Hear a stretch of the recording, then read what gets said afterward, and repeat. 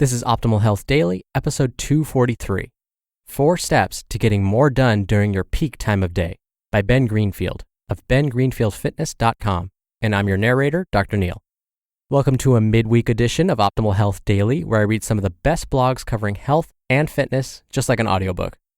I want to send a big thanks to Health IQ for sponsoring this episode. Health IQ uses science and data to secure special rates on life insurance for health-conscious people like you. You can learn more and get a free quote at healthiq.com/daily. Again, that's healthiq.com/daily. Okay, so full disclosure, I've reached new heights of nerdiness. You remember on Monday I was talking about Christmas in June? Well, I succumbed and actually sported my Griswold Family Christmas t-shirt. Yep, I did that. And you know what? I was proud of it. And I think I spotted my brother Justin sporting his elf t-shirt, the one that says son of a nutcracker on it. So it was good to see that I had that support. All right, enough of that. Let's hear today's post from Ben as we optimize your life. 4 Steps to Getting More Done During Your Peak Time of the Day by Ben Greenfield of bengreenfieldfitness.com. If you read a sneak peek into one day in the life of a fitness coach, then you know how a basic day of work and life goes for me. But what about you? Do you pride yourself on hard work? Do you want to get as much as possible done with each day of your life? And finally, if you're going to work your butt off, would you A, prefer to be working hard during the time of day when you know beyond a shadow of a doubt you're most productive, or B, opt to waste your valuable time with a daily shoot of random hours that, fingers crossed, you guess might be your most productive times of day? I'm not sure about you, but I'd choose the former. Here's exactly how, in 4 easy steps to getting more done during your peak time of the day, and how to find out which time of day is most productive for you. Step 1. Determine your morningness, eveningness score. There's a questionnaire that you can take for free called the, quote, Morningness, Eveningness Questionnaire, or MEQ. It's been around since the 1970s and is designed to determine what your peak productivity time of day is. It's actually been proven to correlate with your body temperature, meaning that if you're less sleepy and more alert in the morning, you tend to have higher peak temperatures and improved muscular force and nervous system activity in the morning, and vice versa for the evening. Once you've taken the MEQ, you'll know your peak time of day. Step 2. Do your most attention-demanding tasks during your peak time. Once you've taken the MEQ, things aren't quite as simple as merely working during your most alert time of day and avoiding work during your non-alert times. Instead, you should pay attention to the recommendations from a recent study, which researched night owls versus early risers, and found that no matter who you are, you should opt to do challenging and attention-demanding tasks during your peak time of day. These are the type of activities that require more focused and linear thinking, or simply more motivation. So during your peak time of day, you should choose activities like business meetings that involve planning or scheduling, billing or accounting work, or conversations requiring math, writing articles that contain technical expertise, or mechanical work like fixing something broken in your office. During your optimal peak time of day, you'll be better at focusing in on a task and eliminating distractions. And yes, that means when possible, you should do any exercise sessions during your peak time of day. Step 3. Do creative tasks during your non-peak time. The same study I just mentioned showed that when you're less alert, i.e. outside your peak time of day, you're actually more creative. So during your non-peak time of day, you should choose activities that require outside-the-box thinking or creative problem solving. Things like meetings that engage brainstorming or mind mapping, or conversations that require unique problem solving approaches, or writing articles that involve, quote, blue sky thinking, or fiction or humor, or artistic work. Interestingly, when it comes to play, this also means you're going to be more likely to enjoy creative activities during your most non-analytical, non-peak time of day. So if you find out you're an evening person and you have the option for flexible work hours, then save analytical thinking work for later in the day and watch that funny TV show or entertaining book you've been wanting to read in the morning.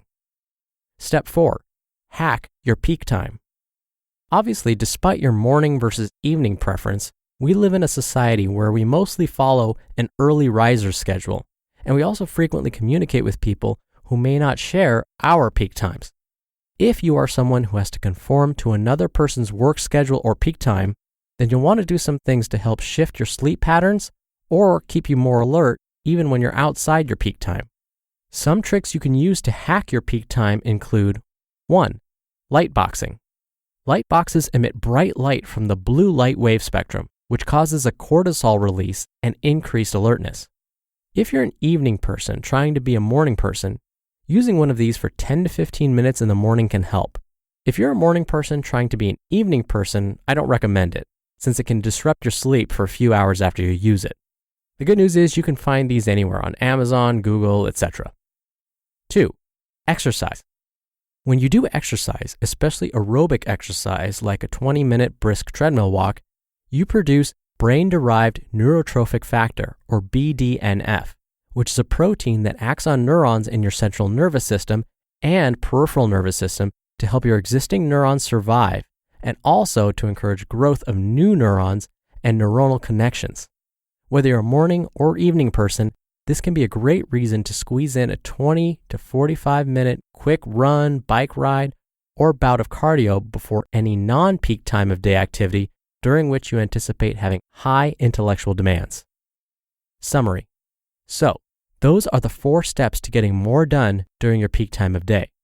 Simply, 1. Find your peak time. 2 and 3. Split up your tasks accordingly. And 4. Use tricks to shift your peak time when necessary. You'll find yourself becoming much more efficient compared to simply guessing when you get the most done and squandering your hours working like a madman during that time. You just listened to the post titled 4 Steps to Getting More Done During Your Peak Time of the Day by Ben Greenfield of bengreenfieldfitness.com. And a big thank you again to Health IQ for sponsoring this episode. If you're listening to this, you're probably more health conscious than the average person. And if that's the case, you deserve lower rates on life insurance. Health IQ uses science and data to secure special rates on life insurance for health conscious people like runners, strength trainers, cyclists, and more, even vegans. We're all about the science here, and Health IQ researches the numbers.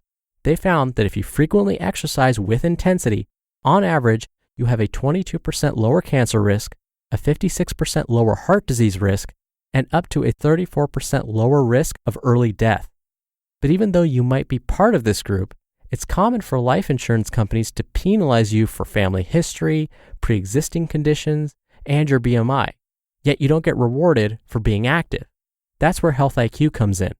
They reward you with special rates on life insurance for being health conscious.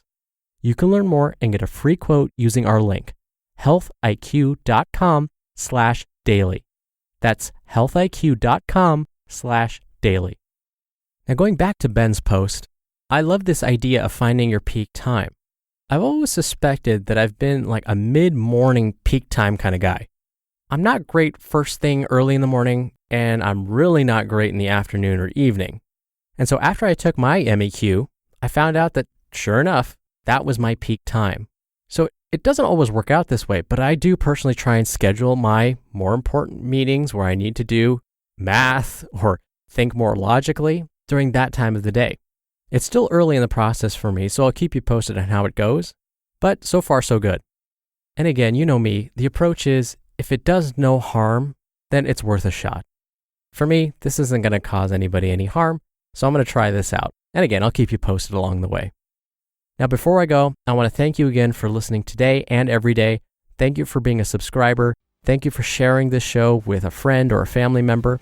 I'll be back tomorrow with a post from regular contributor Nerd Fitness, so I'll see you there where your optimal life awaits.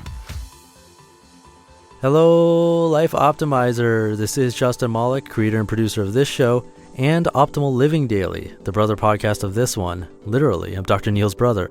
If you like the format of this show, you'll love Optimal Living Daily too, where I also read to you from blogs, but cover other topics like personal development, finance, and minimalism from bloggers like Derek Sivers, The Minimalists, Zen Habits, and many more.